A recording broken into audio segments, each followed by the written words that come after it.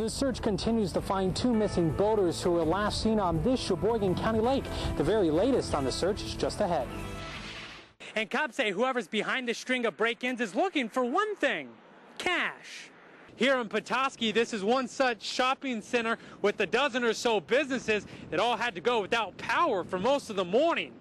A major announcement out today from the Department of Corrections as they revealed they will be closing down 8 prison facilities across the state, including several right here in northern Michigan. The closures include 3 prisons from southwestern and mid-Michigan, along with 1 facility in the Upper Peninsula, marketed and sold. Meanwhile, President Obama is also calling Iran's contested presidential election a sign that change is possible in the Middle Eastern country. Mr. Obama says he's excited to see Iran's debate over presidential candidates, stressing that he's encouraged about the possibility of change in the country. Happy people. He'll get a smile out of you if he's in the crowd. Happy people and proud parents to 3 young girls, ages 9, 7, and 5, but now missing. The search for Orby and Billy Joe Longway continues on Mullet Lake, where the pair was last seen Tuesday night getting into their canoe to go fishing. If they were their family people, they would be here with their daughters, you know, if there's any way possible. I mean, the van was here overnight. They found the canoe. Obviously, something's not right. It's one of the largest lakes in the state. Crews are using every resource available to them, including a cadaver dog, side sonar equipment, and divers in the water. Crews so far have been able to recover the couple's canoe, which was found ashore on the opposite side of the lake. They also found drifting in the water Orby's hat and Billy Joe's jacket. All indications are that the individuals probably capsized and are probably in the lake. Crews have now been able to focus their search on about a 1-mile area of the lake. In their attempts to locate the pair, divers are faced with temperatures of about 55 degrees and depths ranging anywhere from 20 to 90 feet. The sheriff maintains they'll continue the search for as long as it takes. Friends are now keeping their focus on 3 young children left behind. Duberg had been missing for 13 days when her body was found Friday in a shallow grave just behind me. I'm told she was wrapped in plastic. Police couldn't comment any further as to the condition of the remains, but I'm told now that the autopsy results are in, this is definitely being considered a homicide. Furthermore, he says he doesn't know why the DDA would want to build a bike path here when just across the street here is already an existing snowmobile path. But it's not just about students in the classroom. Growing just as quick as enrollment for online courses, which McGinnis says gives students the ability to complete the courses, but on their own schedule. The crash remains under investigation. Autopsies show a couple from Greenville whose bodies were found in an apartment on Mackinac Island died of an accidental drug overdose. Stanley Cup Finals. And of course, Diana, you and I are not the only ones on the Red Wing spirit. Our own Giacomo Accardo joins us live in downtown Traverse City. Hey, Giacomo, how are things looking out there in the Hockey Town North?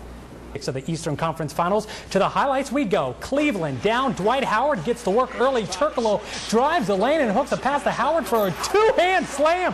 Look at that. 8-6 Magic. Well, from the hard court to the cold court, in just a bit, the Red Wings will be getting back to work against the Penguins. This less than 24 hours after the two squared off in Game 1 of the NHL Finals. We've got highlights. First period, Brad Stewart sends the puck off the boards and behind the net. It bounces back to flex off of Marc-Andre Fleury. And in for the goal. Red Wings are now 1-0.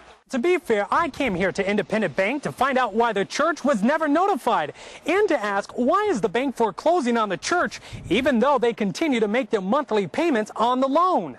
Boy, the planes were going around there, boy. Lots of planes. It's 1945 and George Friel is a 25-year-old man serving his country overseas in the midst of World War II. I was in the field artillery of the United States Air Force. Back at home, George left behind his wife Shirley and their first child. They stayed in touch, often through mail. I think we mailed a letter every day that we could. Yes, we kept quite close. George says he wrote to his wife every day, occasionally sent home a few trinkets. But one day he boxed up a rifle and shipped it home. But it never arrived. That is, until a few weeks ago, nearly 63 years later. They said, Dad, a truck brought a box today, and And said all it is a box, and I never even looked at it then. In fact, it was 3 days before George even took a glance at the box, but when he did... It brought back memories so exact to me, you know. It was a great thing. While the box made its way to Millersburg all the way from Japan, about 6,000 miles away, the Friels say they're still a bit curious about what happened to the contents inside. Don't know, we don't know anything about that rifle. That was just exactly the way that we saw it right out there. Just the box. Empty box, came nothing in it. Gone for 6 decades, it still remains a mystery where the box has been all of these years, or even how it came to the Friels' front door after so long.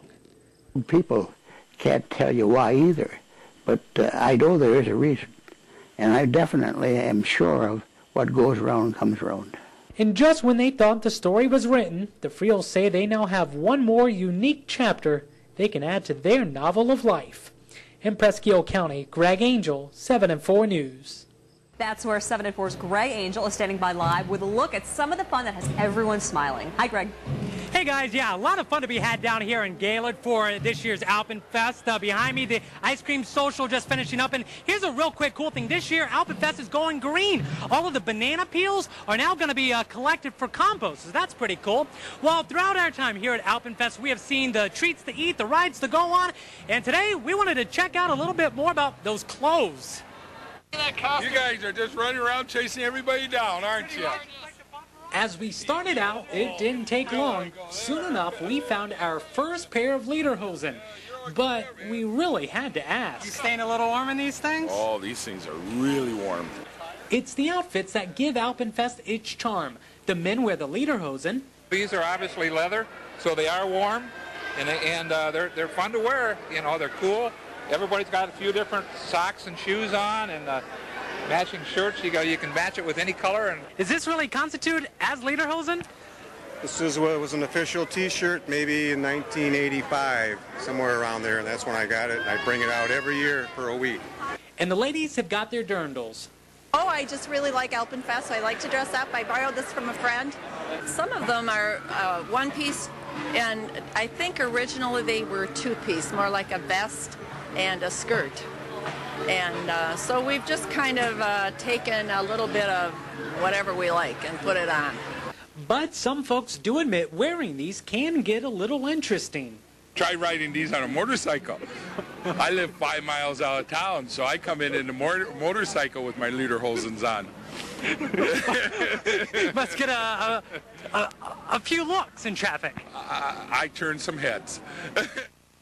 And that's just a little bit of the fun we've been having out here. Activities going on throughout the night. Just getting underway is the kazoo contest. I think I'm going to get out of here, go see if I might be able to win a prize out of that one. For now, reporting live in downtown Gaylord at the 44th Annual Alpenfest, I'm Greg Angel for 7 and 4 News. But now the city has introduced a new system that allows drivers to do away with all these coins and instead pay for parking using your cell phone. And other than the big storms that roll through and the big waves crashing through, here's the other cool thing about this exhibit. Nowhere will you find any of those please do not touch signs.